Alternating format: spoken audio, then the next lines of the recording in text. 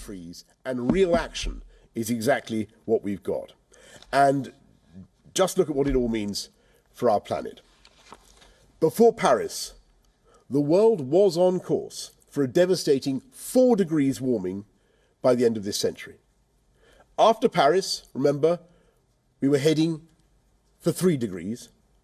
At Glasgow, we've turned that dial down to around 2 degrees increase. And of course, that's still far too high.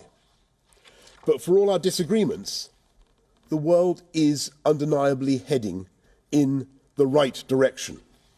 Even the most pessimistic commentator will tell you that 1.5 degrees, that goal of restricting the growth in temperatures to 1.5 degrees, is still alive.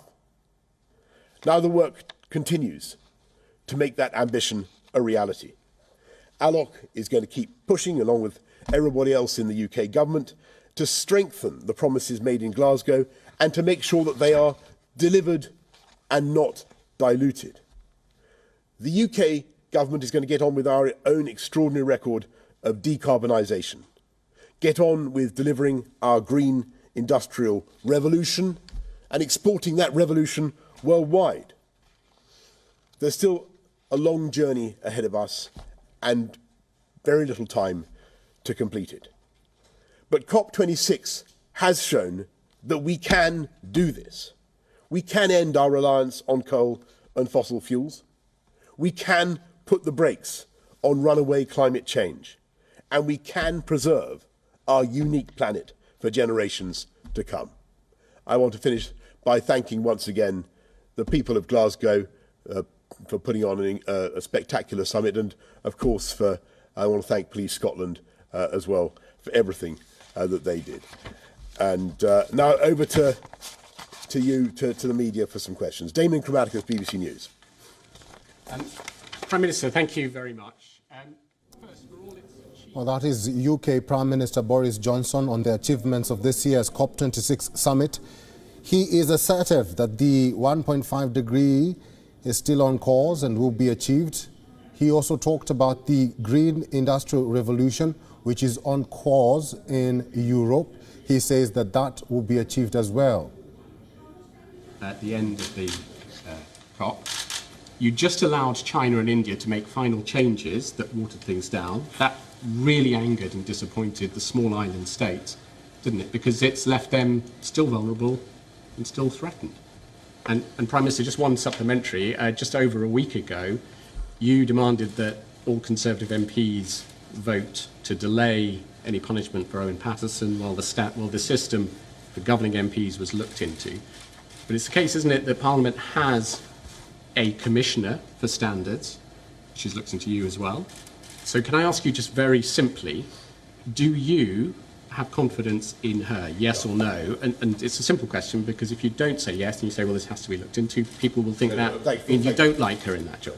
Well, thank you, Damien. And look, just quickly get the first, or the last question out of the way first. The answer is yes, and I think the Commissioner has a extremely difficult job to do and a huge amount of work to do, and she needs to get on and be allowed to do it.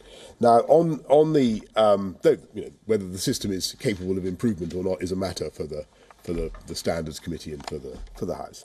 But look, I mean, on your main point, this summit, COP26, was never going to be able to halt climate change, as you rightly say. We were never going to be able to stop it now in its tracks in Glasgow. That was never on the cards. But what people thought we could conceivably do was slow the rate of increase and equip ourselves with the tools to turn it around. And the reason I'm so optimistic is that I think for the first time humanity is genuinely equipping ourselves with the equipment we need to halt anthropogenic climate change altogether. And so when you look at some of the things we're doing on coal, cars, cash and trees, you can see the individual commitments that we're making. I think Alok will speak about coal, but it's an immense thing, and about everything, but it's an immense thing to get a commitment from 190 countries to phase down or phase out coal. I don't know whether the language is phase down or phase out. It doesn't seem to me, as a speaker of English, to make that much difference. The direction of travel is pretty much the same. And that's never been said before. On trees, you saw this enormous commitment to protect the forests of the world, to halt and reverse the loss of forests by 2030. And on cars, even on cars, which was actually very difficult, we got a third of the world's car market, from a standing start, because it had never been discussed before, to agree to go to electric vehicles by 2035. And every country made substantial commitments, substantial granular commitments to reduce carbon emissions. So, no, we haven't fixed it, but we have the tools. And the final thing that we I think, got right at COP26 was an idea that everybody basically gravitated around and towards. And that is using development aid, state money, our overseas budgets, the multilateral development banks' investments, using that to trigger private sector investment, and using that to drive the big decarbonisation programs in the countries that find it hard. And that, I think, was the big intellectual breakthrough at this COP. That was the real change. So things like the programme led by Cyril Ramaphosa in South Africa to decarbonise their power system, that's something we haven't seen before. And that offers real hope. Now, all of this is totally contingent on governments sticking to their pledges. But I feel something very strongly. I think that a tipping point has been reached in people's attitudes. And those leaders, 122 leaders, more than have ever come to any political event in this country before, those leaders are being galvanised and propelled by their electorates and the social power of people demanding change. And I think actually in a very short space of time, it's going to be unacceptable to start a new coal-fired power station around the world, and just in a matter of a few years, because of the global political and social pressure, and you can see the way societies are able to affect that kind of change. So I fully accept, I really fully and humbly accept that this is not the full solution. Never could have been, but I think that Alok and his team, the whole UN negotiating team, have delivered just about as much as we could have hoped. And on getting language about coal into the conclusions, into the cover decision at all, was I think highly significant, a great achievement. But Alok. Great, thank you, Prime Minister. Well, I think the first thing I'd echo is that I do think this is actually a historic achievement, and we set out by saying we wanted to keep 1.5 within reach. There were lots of people who doubted that, but we did do that, and it's not just the UK government saying that. You heard that from the floor, from climate vulnerable countries. You've heard that from climate NGOs as well. So I do think this is historic. I think you raised this issue about how do we ensure that people keep to their commitments. Well, we agreed the Paris rule book, and I know it's something that is sort of fairly opaque for most people, but the reality is that it underpins the checks and balances on whether or not countries are going to be able to deliver on their commitments and whether they are indeed delivering their commitments. So for the first time ever, we will be able to see that when a country makes a commitment and they report on what has happened in their economy, whether or not they have stuck to those.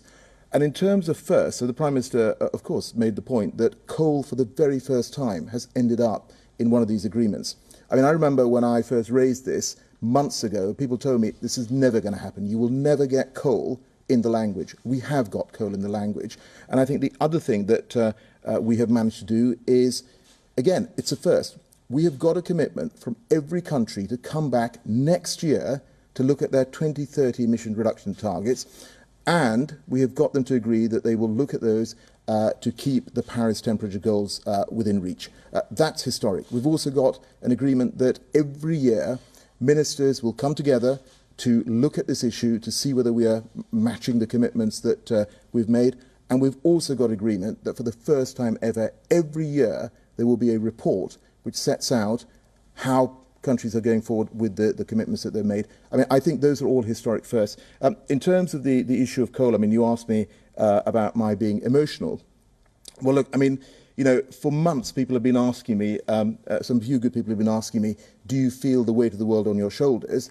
And I can tell you there was one really tense hour where I did feel the weight of the world on my shoulders. And, you know, so many people have done so much over 2 years, the UK team internationally, and, you know, this deal was absolutely in jeopardy.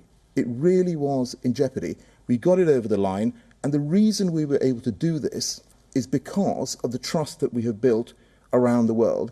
The reason I said sorry, by the way, at the event was not because I thought that we didn't have a historic achievement. It's because at the end, people felt the process was opaque. And we spent 2 years being totally transparent, totally inclusive. But what I was able to do was to take the text that was being put forward by those two countries. Well, that is COP President and also Member of Parliament Alok Sharma, who says that coal being in the language of member countries is a great achievement of the summit, or the COP26 summit. And every year there will be a report on what countries are doing about their commitments. We also had earlier the British Prime Minister Boris Johnson on the achievements of this year's COP26 summit, and assertive that the 1.5 degree is still on course and will be achieved.